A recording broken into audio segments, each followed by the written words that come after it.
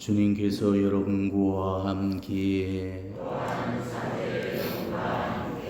성마르코가 전한 거룩한 복음입니다.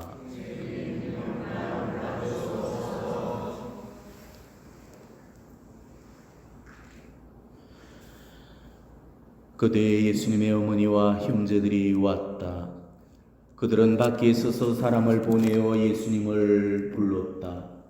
그분 둘레에는 군중이 앉아 있었는데 사람들이 예수님께 보십시오, 스승님의 어머님과 형제들과 누이들이 밖에서 스승님을 찾고 계십니다 하고 말하였다.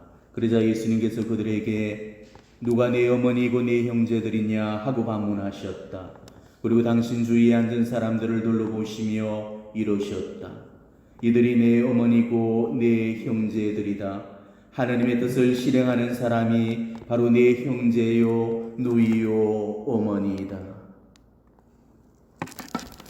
주님의 말씀입니다.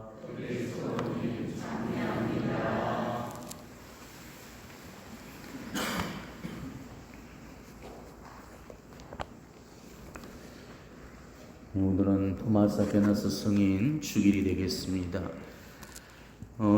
우리 그리스도교 철학과 그리스도교 신학의 양대 축을 이루는 두 성인이, 한 분이 바로 아우구스티누스 성인이시고 또 다른 한 분이 토마스 아퀴나스 성인이십니다. 특히 토마스 아퀴나스 성인은 교회사뿐만이 아니고 세계사에 있어서도 천년에 한 번 날까 말까한 그런 천재적인 학자이십니다. 그리고 우리 교회의 가장 위대한 교회의 박사라고 불리는 분이시죠. 성인이 쓰셨던 그 저술이 무려 400여 권에 이르는데, 이런 엄청난 분량을 49에 죽은 사람이 다 썼다고는 도무지 믿겨지지 않을 정도로 엄청난 학자로서의 학구열을 보여주셨습니다. 그리고 비단 신학자로서 뿐만 아니고 겸손과 수명과 사랑이 충만한 바로 기도하는 모범적인 한 사람의 수도자로서 훌륭한 덕을 지니고 계셨던 분이셨습니다. 몇 번이나 주교가 될 기회가 있었지만은 그때마다 번번이 고사하고 마지막까지 학자로서 학문 연구에만 몰두를 하셨죠. 성인께서는 1225년 이탈리아의 아퀴나스 백작 가문에서 출생을 하셨습니다. 백작 가문도 그냥 백작 가문이 아니고 어머니 아버지 둘 다가 왕과와 아주 친한 그런 친인척들이었죠. 토마스가 5살 되던 무렵에 그의 부모가 이 성인을 몬테카시노 수도원에 입학시켜서 교육을 시킵니다. 토마스는 원체 머리가 비상하고 명석해서 10살 때는 20살 청년을 웃도는 그런 학식을 지닐 정도였다고 합니다. 그곳 수도 원장이 이 토마스의 집안이었고, 또 토마스가 워낙 영재다 보니까 어린 토마스를 일찍 나폴리 대학에 입학을 시켰습니다. 하지만 1243년 나폴리 대학에서 공부를 하던 중에 토마스는 가족들의 기대를 저버리고 도미니코 수도회로 무단 입회를 해버리게 되죠. 토마스는 어느 날 거리에서 설교를 하던 이 도미니코 성인의 설교에 감명을 받습니다. 특히 토마스가 성모님을 너무 사랑하고 공경하고 있었기 때문에 자연스레 도미니코 수도회로 마음이 이끌리도록 이 성모님께서 이 도미니코 수도원으로 이끌어 주셨던 것입니다. 그런데 토마스가 이 도미니코 수도원에 입회한 소식을 가족들이 들었을 때 집안이 발칵 뒤집어지게 되죠. 토마스의 부모는 이 토마스를 수도자로 만들 그런 생각도 전혀 없었고, 그 당시만 해도 이 도미니코 수도회는 듣도 보도 못한 그런 신생 수도원이었기 때문에 토마스의 부모는 펄쩍 뛰면서 노발대발하게 됩니다. 그래서 어머니는 토마스의 두 형을 시켜서 토마스를 붙들어 오도록 했습니다. 결국 성인을 붙잡아서 로카세카 성에 무려 17개월 동안 감금을 시켜버리죠. 성인의 부모는 어떻게 해서라도 수도자에게를 단련시키기 위해서 가진 방법과 술책들을 다 동원을 하게 됩니다. 어느 날은 심지어 밤에 여자를 밀실에 집어넣어서 유혹해 하기도 하죠.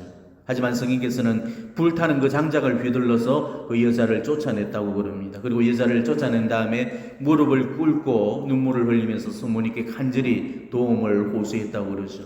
근데 그날 밤에 꿈을 꾸게 되는데 천사가 나타나서 성인의 허리에 거친 띠를 메어주셨다고 합니다. 그리고 그 꿈을 꾸고 나서부터는 한 번도 정욕의 유혹에 빠지지를 않았고 평생 동정서원을 지킬 수 있었다고 합니다. 1년 반이라는 오랜 감금 생활로 서서히 지쳐가고 있을 그 무렵에 이를 불쌍히 여겼던 성인의 두 누이가 성인을 광주리에 넣어서 성의 창문을 통해서 달아내려서 그 탈출을 시켜주게 되죠. 이때 성인은 국경을 넘어서 외국까지 달아나서 피신을 하게 되었다고 그럽니다. 이렇듯이 성인이 조금 더 뜻을 굽히지 않은 자 부부는 더 이상 성인의 마음을 돌려놓지 못한다는 사실을 알고 수도 생활을 허락을 해주게 됩니다. 결국 성인은 자신의 뜻을 이루게 되었고 결국 파리 대학교에서 공부를 끝내고 독일 퀼른에서 사제로 스품이 되셨죠. 그리고 뒤에 알베르토 성인께 사사를 받으시고 어린 나이로 파리 대학의 교수가 되십니다. 그리고 거기서 학자로서 그리고 교수로서 이름을 날리면서 세상이 다 아는 그런 천재적인 학자로 유명세를 쌓게 되죠. 성인한테는 이런 아주 유명한 일화 한 가지가 전해져 오고 있습니다. 한 젊은 수사가 수도 원장한테 심부름을 왔다가 원장실에서 나가자마자 복도에서 가장 먼저 만난 그 수사와 함께 어느 곳으로 다녀오라는 그런 원장 수사의 지시를 받게 되죠.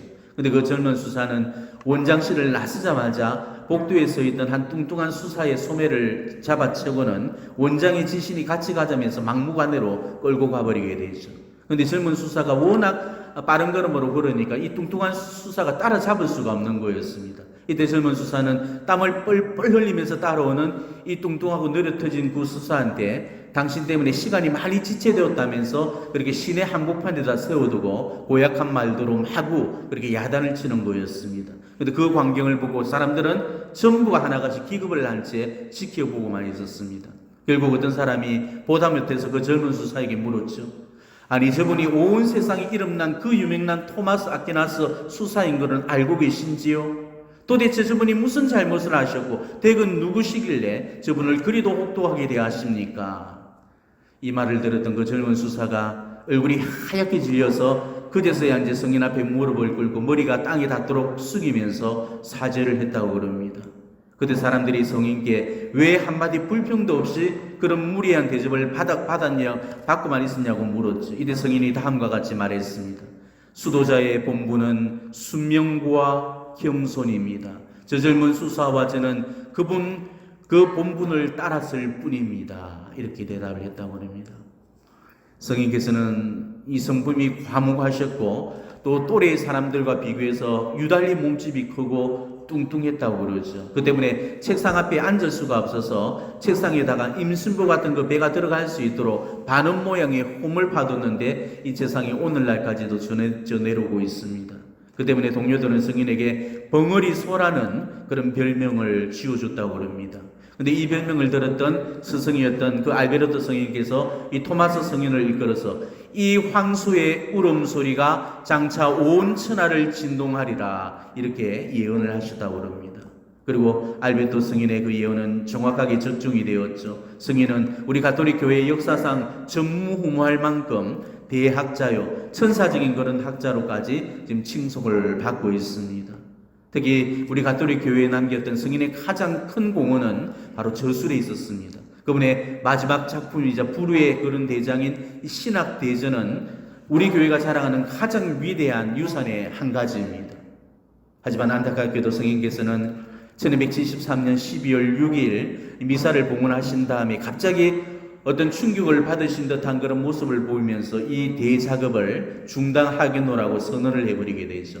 사람들이 안타까운 마음에 왜 작업을 중단하냐고 물었을 때 성인께서는 이렇게 말씀하셨다고 합니다. 나는 더 이상 이 작업을 계속할 수 없습니다.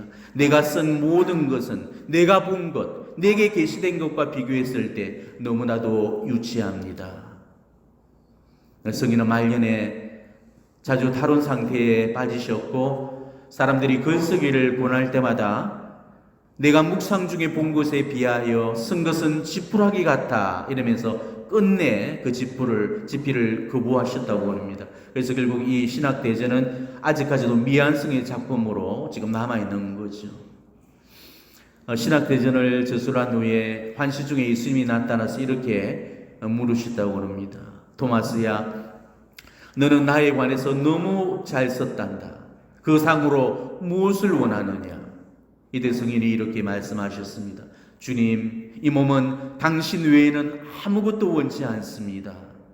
그리고 그날 이후로 우리 주님께 대한 불타는 사랑으로 마지막 순간까지 죽음을 간절히 원했다고 그럽니다. 그리고 동료들한테도 자주자주 이런 말씀을 하셨다고 그럽니다. 이제 내가 바라는 것은 한 가지는 주님께서 내 저술 활동에 종지부를 찍어주셨듯이 내 인생도 빨리 끝내줬으면 하는 바람이라네. 동료 수사의 증언에 따르면은 성인께서는 그 쓰기 전에는 늘 기도부터 하셨다고 그럽니다. 오래도 기도를 하신 다음에 피해를 드셨다고 그럽니다. 그러니까 성인의 그 해박한 지식과 영감이 천부적인 그런 두뇌에서 나온 것이 아니고 기도에서 더 많은 영감을 얻었다고 그렇게 볼 수 있을 겁니다. 성 보나벤투라와 또 성 토마스 아퀴나스 사이에는 아주 유명한 일화 한 가지가 전해져 내려오고 있죠. 어느 날 교황 우르바노 4세께서 보나벤투라 성인과 토마스 성인을 불러서 성체 찬미가를 작사하도록 분부를 하셨습니다. 두 성인은 최선을 다해서 성체 찬미가를 지었고 이를 서로 비교해보기 위해서 이 보나벤투라 성인이 먼저 토마스 아퀴나스 성인이 지었던 그 성체 찬미가를 읽게 되었죠. 근데 이때 보나벤투라 성인이 토마스 성인의 그 글에 탐복을 금치 못하면서 참으로 훌륭합니다. 이보다 더 훌륭한 시는 있을 수 없습니다. 그러면서 자신이 애써 지었던 그 성시를 즉석에서 찢어버렸다고 그러죠. 이때 지어졌던 토마스 성인의 그 작품이 오늘날 우리가 성체 강복을 하면서 널리 바치고 있는 아도로 때 바로 성체 찬미가입니다. 엎드려 절하나이다. 눈으로 보아할 수 없는 하느님, 두 가지 형상 안에 분명히 계시오나 우르르 배울수록 전혀 알 길 없사기에 제 마음은 오직 믿을 뿐이옵니다. 바로 이 작품이 이렇게 해서 탄생이 되었던 거죠. 성인께서는 1274년 3월 7일 리옹 공예로 가던 도중에 병을 얻게 됩니다. 그리고 성인께서는 자신의 임종이 임박했다는 것을 아시고 동료들에게 마지막 부탁을 하시죠. 나는 수도자이므로 수도원에서 죽고 싶습니다. 그렇게 해서 이 보사노바의 시도 수도원으로 옮겨집니다. 거기서 당신 생의 마지막 이열을 보내게 되시죠. 그리고 임종이 있기 사흘 전에 성인께서는 눈물로 마지막 성체를 영하신 다음에 이런 작은 고백을 하시고서 임종을 준비하셨다고 그럽니다. 내 나그네 길의 양식인 그리스도여, 지금 나는 당신을 받아 모시나이다. 내가 배우고 밤을 지새우고 애를 쓴 것은 모두 당신의 사랑 때문이었나이다. 나는 당신에 관해 설교하고 당신에 대해 가르쳤나이다. 내가 당신께 반한 것을 말한 적은 단 한 번도 없었나이다. 하오나 만일 잘못했거나 잘못 말한 것이 있었다면 모든 것을 거룩한 로마 교회의 판정에 맡기었고 교회의 순명숙의 이생을 마감하나이다. 바로 이 말씀을 마지막 기도로 남기셨다고 그럽니다. 그리고 마침내 그 임종의 순간이 다가왔을 때 죽음이 눈앞에 다가왔음을 보시면서 하늘을 바라보시며 이 기도를 바쳤습니다. 내 버신 죽음이여 어서 오시기나 기다리고 있었네. 그러면서 편안히 웃으시면서 눈을 감으셨다고 합니다. 성인의 나이 48살의 일이었습니다. 1323년에 성인 품에 오르셨고 1567년에 교회 박사 칭호를 받으셨죠. 우리는 오늘 성인의 주기를 맞으면서 그분의 삶을 한번 묵상해 보셔야 되겠습니다. 하나님에 대한 그런 지식은 결코 머리에서 나오는 것이 아니라는 것을 우리가 성인을 통해서 다시금 배울 수 있을 겁니다. 누군가 신학과 교리 지식에 능하고 성서를 손금 들여다보듯이 환히 뚫고 있다고 해서 그 사람이 하나님을 더 잘 아는 것은 절대 아닙니다. 하나님은 우리 머릿속에 담아놓을 수 없는 분이시기 때문이죠. 머리에서 나오는 지식보다는 사랑에서 나오는 지혜를 배우게 될 때 그때 우리는 비로소 하나님을 알게 되는 것입니다. 신앙이라는 것은 결코 알림이 아니고 삶입니다. 삶으로 실천해지지 못하는 그 지식은 한낱의 쓰레기만도 못한 법이죠. 알고 있는 만큼 그것을 우리가 삶으로 살아내었을 때 비로소 알미 삶으로 완성되어질 수가 있을 겁니다. 오늘 성인의 삶을 묵상해 보시면서 하나님을 머리로 알기보다는 삶 속에서 알아뵙고 만나 뵙는 그런 여러분이 되시기를 주님의 이름으로 축원합니다. 아멘.